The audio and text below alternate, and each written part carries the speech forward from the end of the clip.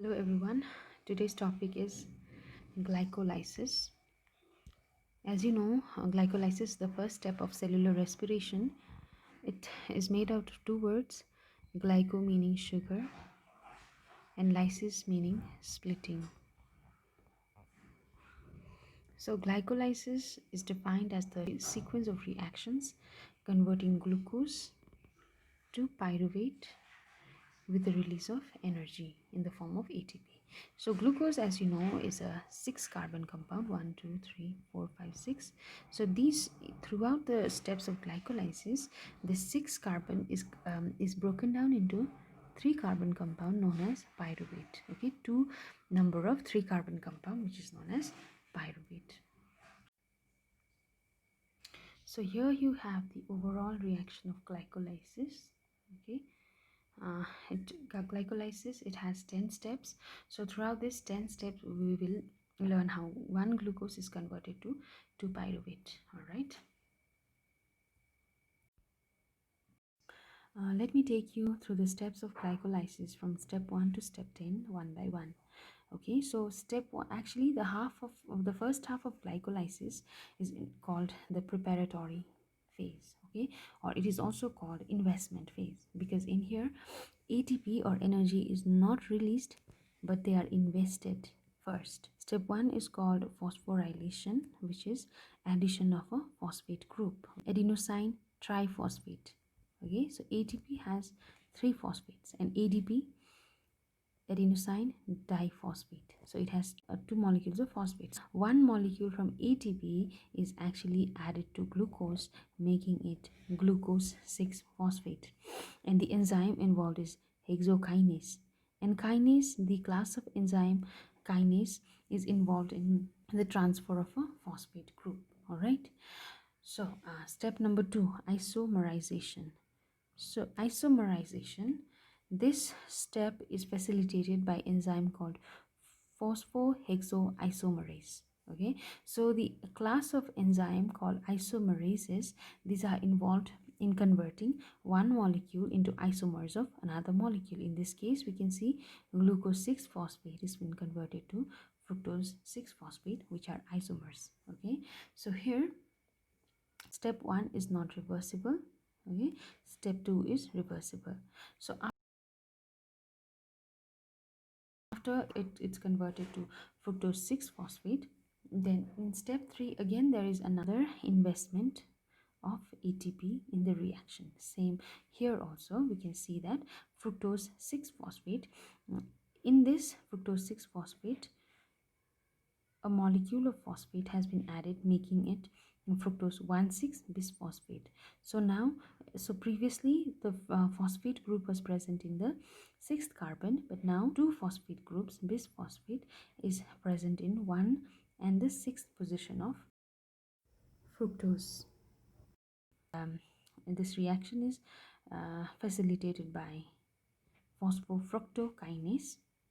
Again, kinase is involved in addition of a phosphate group. So here it is, here we come to the end of the preparatory phase.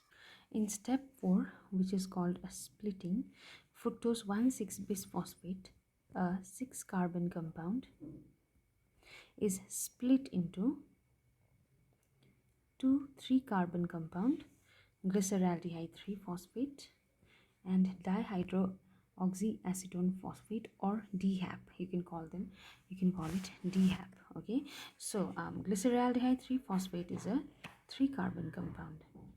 Okay, and from this step onward each reaction will be repeated twice. Okay, because all of the dihydroxyacetone phosphate will be eventually converted to glyceraldehyde 3 phosphate. Okay, so the splitting reaction is facilitated by this enzyme called aldolase. Interconversion of glyceraldehyde 3 phosphate to dihydroxyacetone phosphate and vice versa is facilitated by triose phosphate isomerase. Step 6 to step 10 is also called the payoff phase.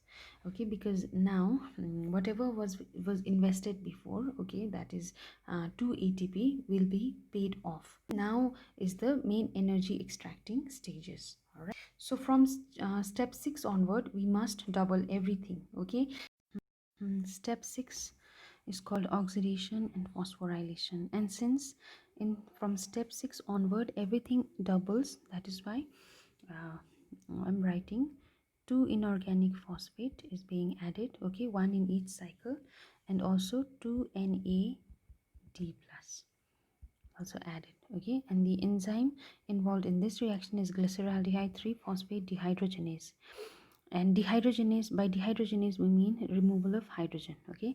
So here by addition of 2 NAD in this reaction yields 2 NADH plus H plus, okay. So we have told you in previous classes that NADH will give approximately 3 ATP, okay. So this is our first reaction where we are being paid back the energy that we invested earlier. All right, so this reaction, okay, is called oxidation and phosphorylation. Okay, so here we know there is glyceraldehyde 3 phosphate. In the third position of glyceraldehyde there is phosphate, okay. But here in the product there's 1,3 bisphosphoglycerate, that is in 1 and 3 position there is phosphate group. All right, so moving on to step 7, this is the first reaction wherein the ATP is generated. So just remember that we are writing 2 from step 6 onward, because the step 6 onward is everything is doubled, okay. Because substrate level phosphorylation is when ATP is synthesized from the substrate without the involvement of electron transport chain, where ATP is directly formed, okay, not through NADH or FADH but directly, okay.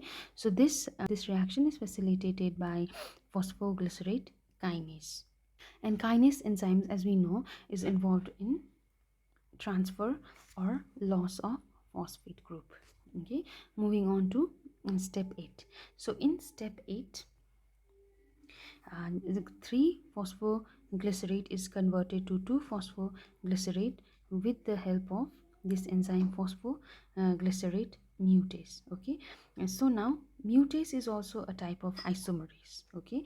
So here what has happened is from the third position phosphate has been taken to the second position. So moving on to step 9. In step 9, 2 phosphoglycerate is converted to phosphoenol pyruvate. So now enol is an alcohol with alkene group, okay. So this enolase will convert 2 phosphoglycerate to phosphoenol pyruvate. So finally, in step 10, which is the second phosphorylation, here what happens is again 2 ADP is converted to 2 ATP. So yeah, and finally our product, this pyruvate is released. 2 number of pyruvate is released, because again I'm telling you, because from step 6 onward everything has been doubled. So let us see the overview of the number of ATP that we have gained so far. So in the payoff phase we have 2 ATP plus 2 ATP, which is 4 ATP, okay. But we know that 2 ATP was invested in the investment phase. So the net gain of ATP here,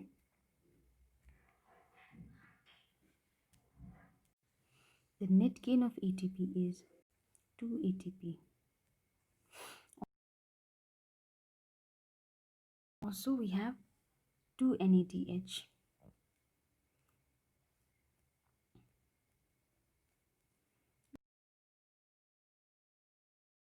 Will yield 2 into 3 ATP, that is 6 ATP. So by the end of this reaction we are going to have 8 ATP. We are gaining 8 ATP in an ideal environment, okay. because NADH might not always give 3 ATP, but in ideal circumstances or ideal environment, one NADH will give 3 ATP. Okay, so overall, in the step of glycolysis alone, we are going to have 8 ATP in total by the end.